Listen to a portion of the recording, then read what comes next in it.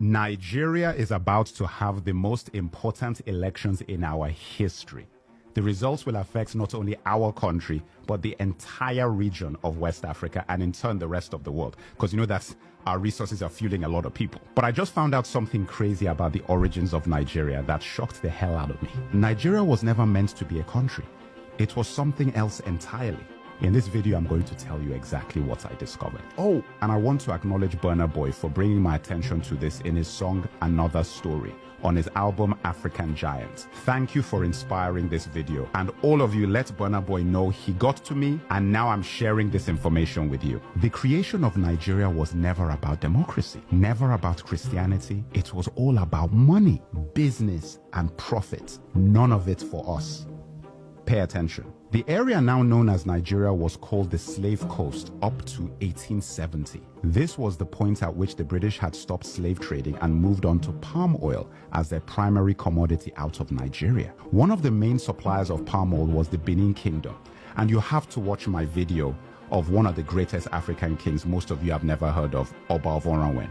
This is an important story for me personally because I am from that region, so they are my people. And his fight with the empire over palm oil is one of the greatest stories of African colonial history. Anyway, everyone wanted palm oil, and especially the British. A man called George Goldie set up the United African Company in 1879, which was then changed to the National African Company. He structured the palm oil business in the Niger Delta region, and by 1884 he had a monopoly that the British could exploit. So in 1886, Goldie violated the agreement he had made with the chiefs and moved his operations into River Niger and Benue. The company was also renamed at this point to Royal Niger Company. Goldie tricked the chiefs into signing unfair trade deals, giving Goldie exclusive rights to export palm oil instead of what the chiefs thought would be free trade.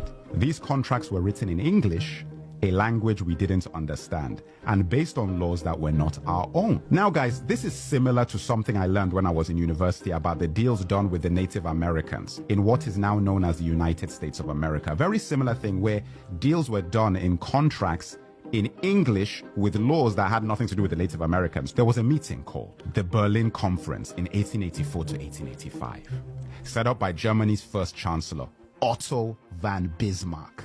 This was where the colonial powers discussed how to carve up Africa and structure trade across the pieces of our continent that they would take. We were not a part of this conversation. The best way to think of this is like the NBA drafts. Guys were out there making bids between lunch breaks and spa sessions. At this conference, the kingdom of Opobo was given to Britain. When King Jaja of Opobo tried to export his own palm oil, he was accused of obstructing commerce and then exiled. How crazy is that? And on his way home in 1891, he was poisoned with a cup of tea. Guys, I couldn't make this stuff up. The Jaja of Opobo story made other chiefs in the region very wary of their deals with the British Empire. King Koko of Nembe Brass was one of those chiefs. He tried to take down the Royal Niger Company and attacked the company headquarters in Akassa, Bayelsa on January 29, 1895. King Koko captured 60 white men and lost 40 of his own soldiers. He used the 60 hostages to demand he be allowed free trade, the agreement he believed he had signed with the British company in the first place. They refused, and he killed 40 of his hostages. The British Royal Navy retaliated by leveling the city of Brass completely on February 20th, 1895. King Koko went into exile, and the British not only took control of the palm oil he once had, but also fined the people of his kingdom £500 as well as confiscating their weapons. Tragically, King Koko committed suicide in exile in 1898 after being branded an outlaw by the British company that had taken his kingdom, palm oil, and reputation. The Royal Niger Company sold its territory to the British government for £865,000 in the late 1800s. This territory was known as Nigeria.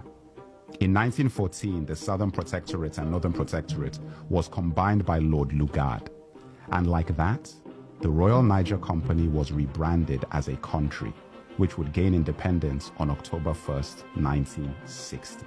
Lugard is a place in Nigeria today, like there's a street called Lugard in Ikoyi, The Royal Niger Company changed its name to the Niger Company Limited, and it was then acquired by Unilever. Unilever still operates in Nigeria to this day. And that, my brothers and sisters, is how Nigeria came to be. We have a long way to go to fix the country. And it starts with the February elections. But we won't ever have a hope in a solution to our problems if we don't know how they started. Remember, it's not about asking anyone else to fix this. This is about knowing your history.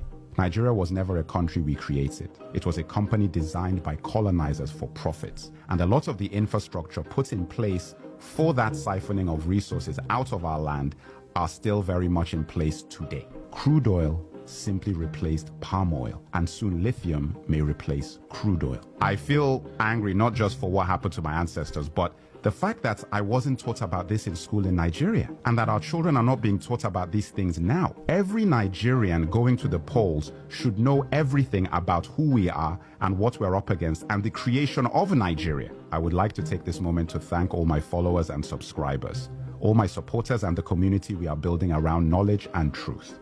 You are all appreciated, and I take none of you for granted. If you found this video informative, like, share, and subscribe, and make sure to follow my YouTube channel, link in the bio.